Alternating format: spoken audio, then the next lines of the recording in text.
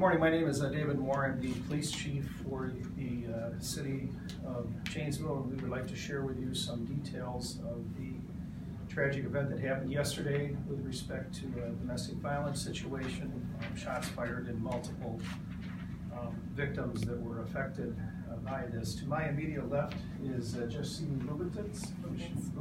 She is with the YWCA Domestic Violence Program. And on the end here is Gina Charmarita. She is with the Rock County District Attorney's Domestic Violence Program. To my immediate right is Lieutenant Terry Sheridan. He is in charge of our Detective Bureau and will provide more specific details of this case. Yesterday afternoon, shortly after 4:30, police officers were called to a disturbance and shots fired call at 1807 South Osborne. When the officers arrived, they found a victim out in front of the home who had a fairly significant head injury. As the officers were setting up the perimeter, another victim exited the home, a female, and she had a very serious gunshot injury to her leg. Later, we found another victim in a separate residence about a block away on South Osborne with a life-threatening head injury. The suspect was apprehended in the area. I can tell you that this was a rapidly changing event with two crime scenes, a SWAT operation to clear the home at 1807 South Osborne Street, 3 victims, 1 suspect in custody, and all of these activities occurring with little information to connect these separate activities. As a result of this investigation, we have arrested Dennis James McNeil, age 57. He resides at 1807 South Osborne Street. He has been arrested for first-degree reckless injury, first-degree reckless endangering safety, 2 counts of aggravated battery. I want to speak to a couple incidents of heroics that happened on this incident. The first issue, when the officers were setting up the perimeter and trying to determine what had happened at 1807 South Osborne, a female essentially fell out of the home with a very serious injury. 6 Janesville police officers rushed to her aid, put themselves in harm's way. They shielded her from additional gunfire. They brought her to a point of safety,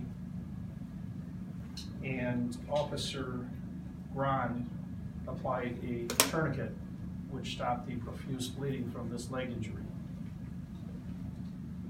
Our medical professionals tell us that she had about 10 minutes to live. Had those officers not made that immediate approach, rescued that victim, and promptly applied the tourniquet, she would have died. The second incident I would wish to speak to is as the officers were trying to determine who may still be in the home at 1807 South Osborne Street, one of the things we did, we go out and talk with the neighbors to see who may be in the home, if there's additional victims, if there's additional suspects. One of the neighbors said, you should call the victim's daughter. She may have some information.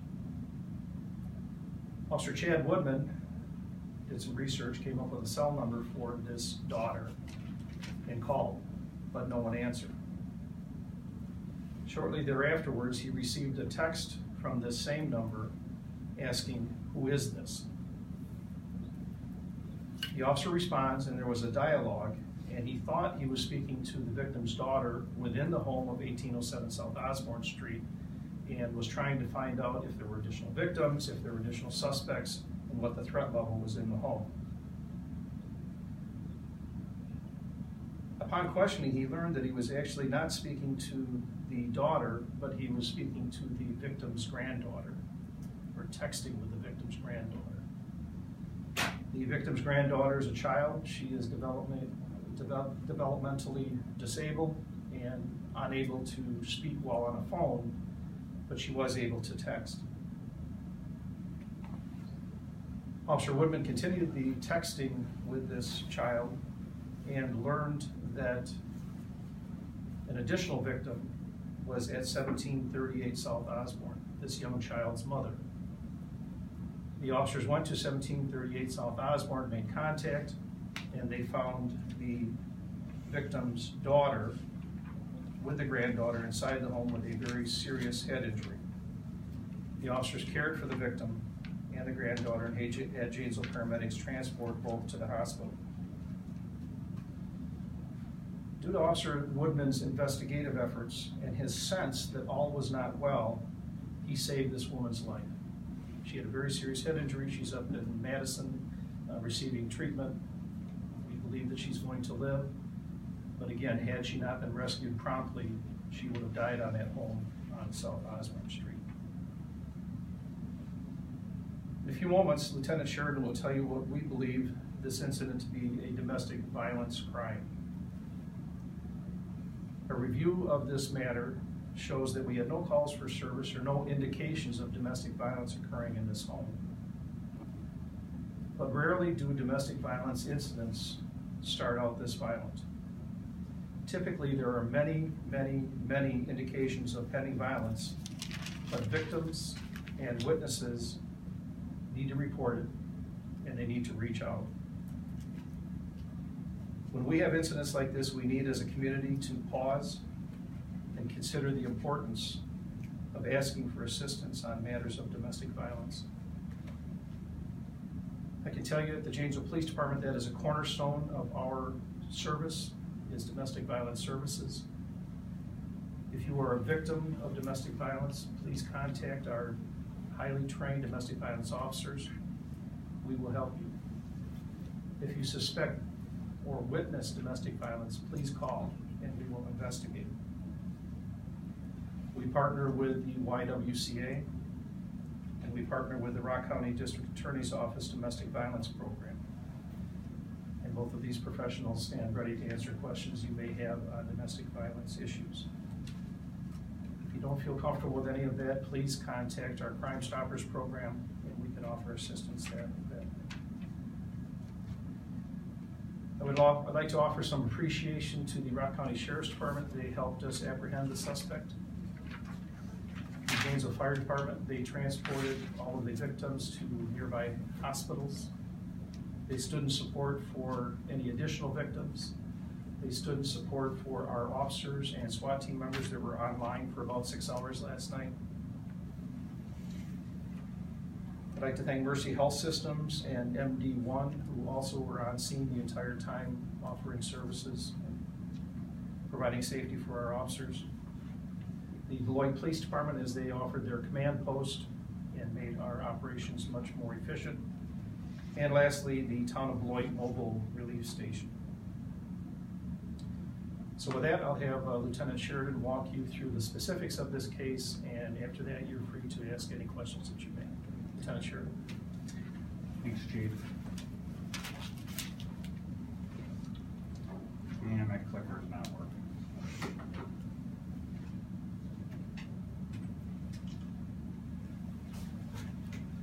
Okay, so we did have handouts available for the media here. If you did not get one or need one, just see us afterwards and we'll get it to you, and we can ship the digital files out to you as well.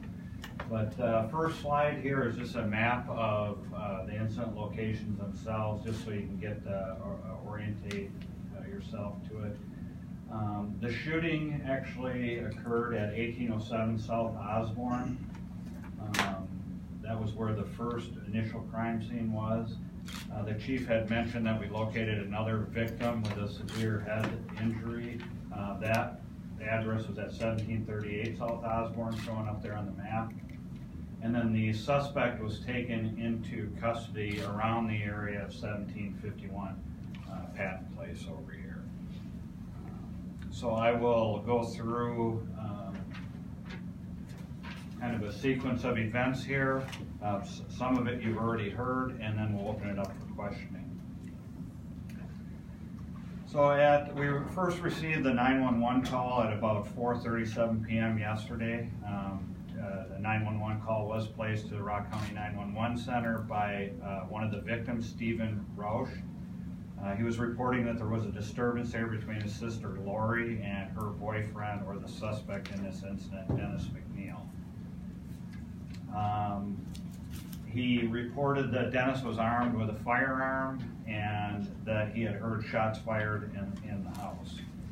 Our first officers arrived a few minutes later at about 4:41 p.m. and they began to set up a perimeter at the house to assess what was going on, when about 2 minutes after that, at 4:43 p.m., a male exited the house. He started kind of stumbling out, walking towards the road. Officers began giving him commands, and he wasn't following any of the commands. He ended up getting out closer to the roadway where he collapsed, and the officers had contact with him. Officers were able to identify him as the caller. The caller to the 911 center is Stephen Rausch.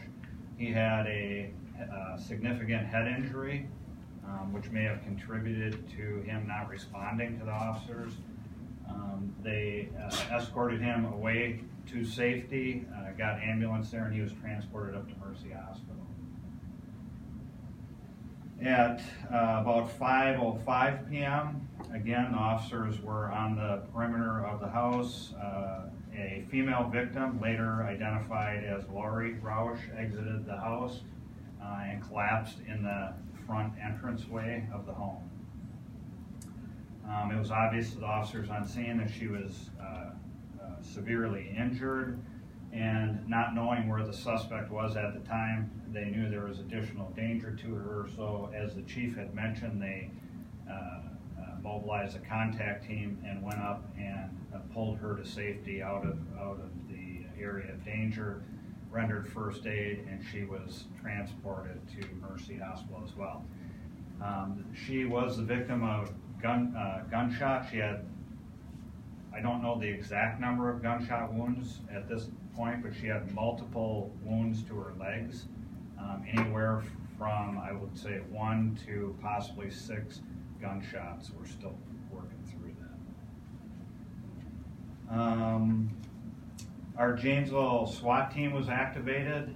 We were getting little bits of information. We didn't know who was still in the house, and we believed the suspect, Dennis McNeil, was still in the house, and that was based on a statement made by Lori to the officers as they were trying to remove her from to safety. At 5:30 p.m., we received a call from a resident at 1751 Patton Place. They reported that there was a male in the area. He was running around. He was hysterical. He was attempting to get into cars in the area, had in fact got into some of the cars that were parked unoccupied. He was making comments that he was being shot at or had been shot at, and he needed help. Janesville officers and Rock County Sheriff's deputy responded and made contact with this subject, who they identified as our actual suspect in this incident, and they took him into custody. Again, it was still a bit confusing. Things were happening quickly. We weren't quite sure if he was the actual shooter in our case, if he was a victim of the shooting, since he was claiming to be a victim, but we knew he had some involvement, and we suspected he may have been the actual suspect, which we were able to confirm. When they took him into custody, he had a laceration to his hand. We're not quite sure how he received that. We suspect it was possibly he had been jumping some fences and he may have cut it at that time.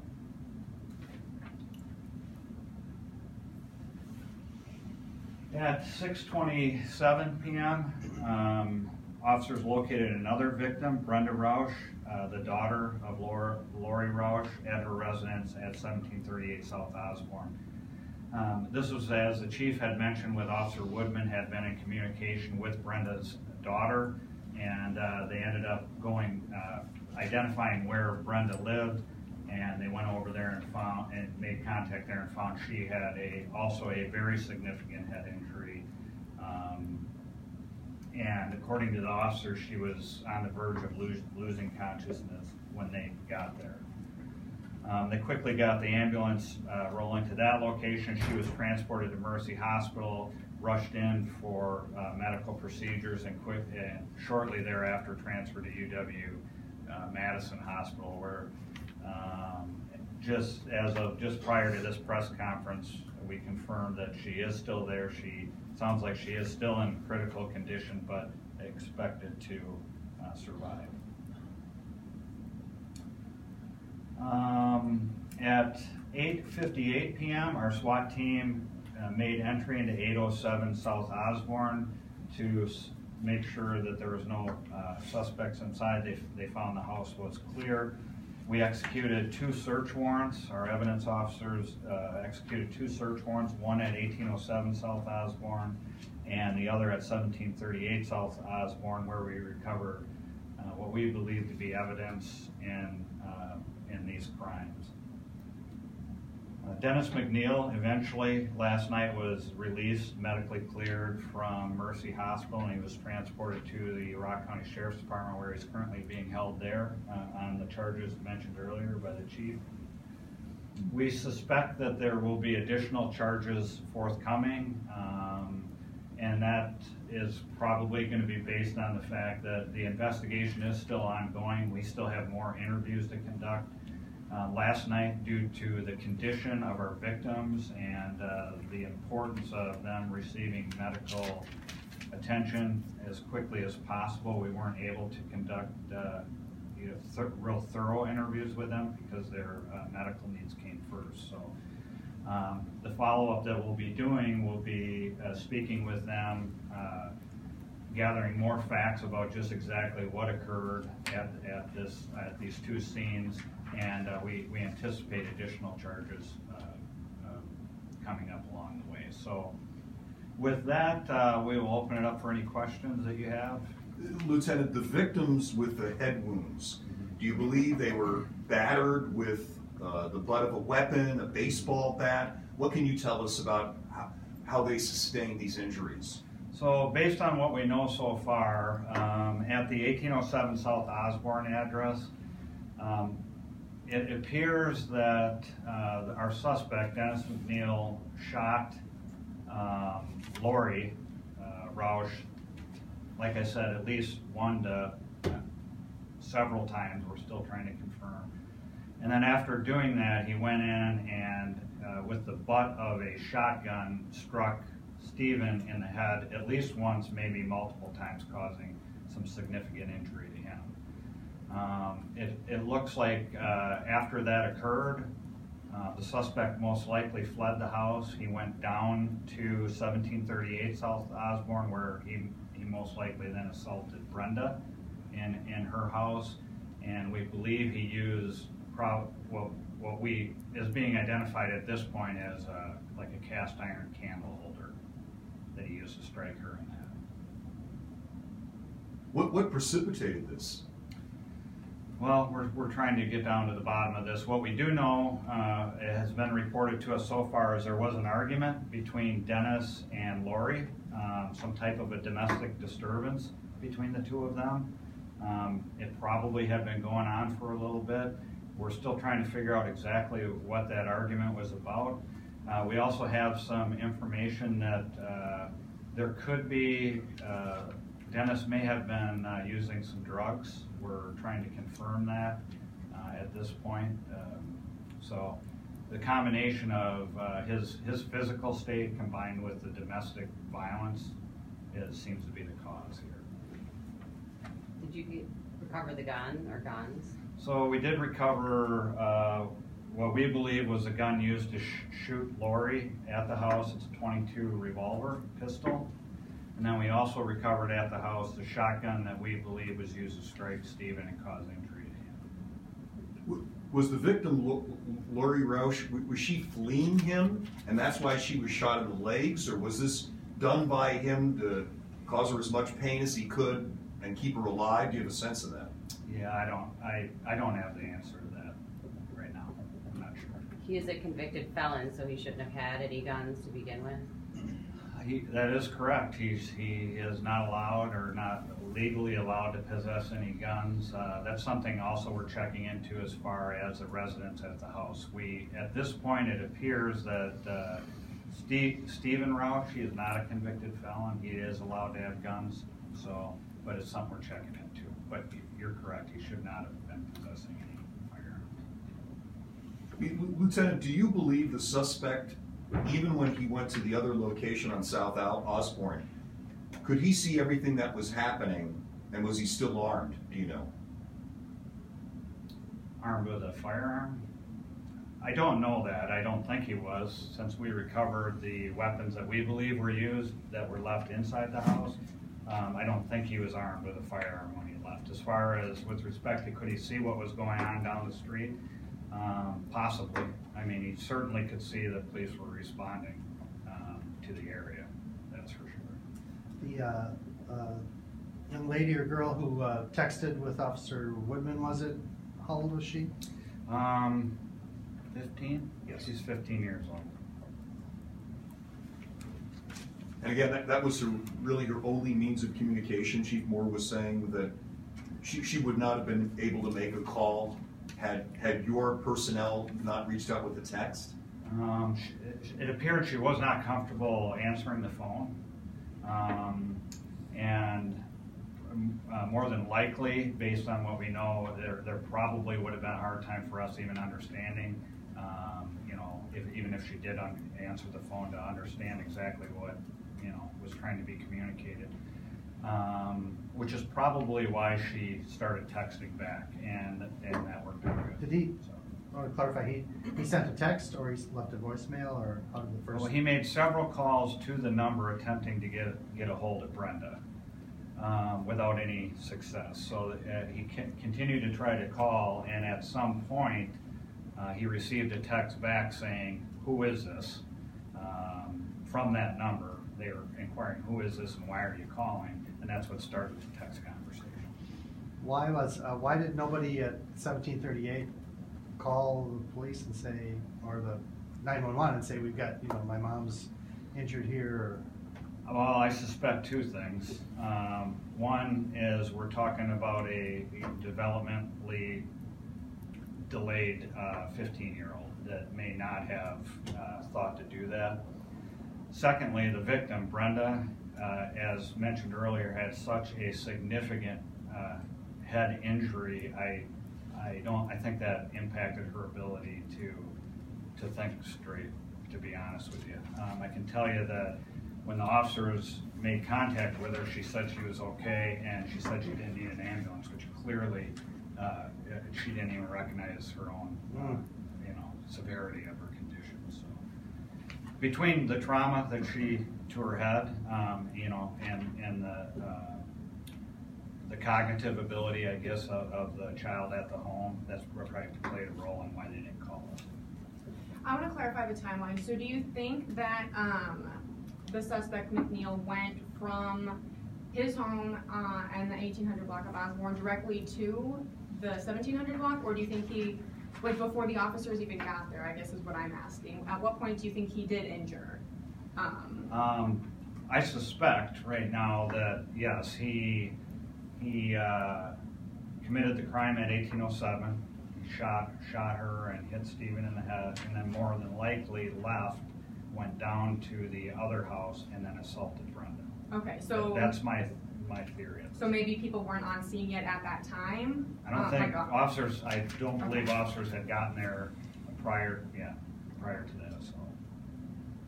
So these individuals, they've never had contact with Janesville Police, Rock County Sheriff in the past in connection with anything domestically related? Not that I'm aware of. I mean, in the packet that we handed out, I had listed at least Mr. McNeil's contact history with us, and there was nothing domestic related in there. It was actually real short. So. For his, you said there's no domestic? For him in particular. Now, I will tell you, I haven't had a chance to look at the other two, Lori or Stevens. So, but for him in particular, as far as our contacts, Janesville PD with him, there was nothing domestic. Okay, but it looks like in Dane County there might have been He has some. He's got a lengthy criminal history, which does include some domestic violence arrests. Yes, the majority of that appears to me, as I review the criminal history, to have occurred in Dane County, Madison area. Do you know how long they had been living in this home or in Janesville? I don't have that info. Was there any evidence recovered in any of the vehicles he tried to get into? No, not that I'm aware of, no. Was there any difficulty taking him into custody after he morphed from a possible victim to your suspect? I'm being told by the officers that dealt with him that he didn't cause them any issues. How long have Dennis and Lori known each other? Do you know? I don't know how they met. Was his response or something that was mentioned by the victims related to the narcotic involvement? I just want to know how that surfaced. How did the department become aware of narcotics possibly being involved? Well, first of all, his demeanor, the way he was acting. So our detectives attempted, and officers, the initial officers that took him into custody, and then later our detectives up at the hospital tried to talk to him. And it was just really not making any sense. He gave the appearance of either somebody that was suffering from a medical condition, or was under the influence of something. Now, we eliminated the medical condition because he was at the hospital and they confirmed it's not a medical issue he's had. Secondly, we did get some information from a family member that he has a history of substance abuse and may have recently fallen off the wagon, if you will. Which was, kind of matched up with what we were seeing as far as his behavior. So that's something we're checking into. Do you know what kind of substance he's abusing? Well, I can't say for sure what caused this, so I don't want there to be any confusion. I don't know what caused this particular one. I can tell you that we were told that he has a past history of crack cocaine use, and then there's some thought that maybe recently he could have ingested some synthetic marijuana. But again, just to be clear, none of that's confirmed. So. Did this suspect simply take advantage of the presence of weapons that were legally owned by someone who turned out to, at the end, to be a victim? I suppose so. They were in the house, so I don't know what his mindset was, but I would guess. And you don't know whose guns those were? I have not. No, we don't know that yet. It's it's something clearly that we still need to find out once we can interview. Once the victim's conditions have stabilized and we can actually talk to them.